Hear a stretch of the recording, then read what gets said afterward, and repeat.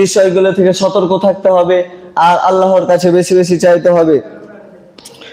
রাসূল আনাস রাদিয়াল্লাহু আনহু বর্ণিত, তিনি বলেন যে রাসূল সাল্লাল্লাহু আলাইহি ওয়াসাল্লাম বলেছেন যে আল্লাহ তাআলা তার নবীকে বলছেন যে হে আল্লাহর রাসূল, তুমি তোমার কওমদের জানিয়ে দাও, তুমি তোমার লোকদের জানিয়ে দাও যে যে ব্যক্তি আমার কাছে চাইলো না, মাল্লাম ইয়াসালিল্লাহ ইয়াগদাবা আলাই, যে ব্যক্তি আমার কাছে চাইলো না আমি তার উপর রাগান্বিত হলাম।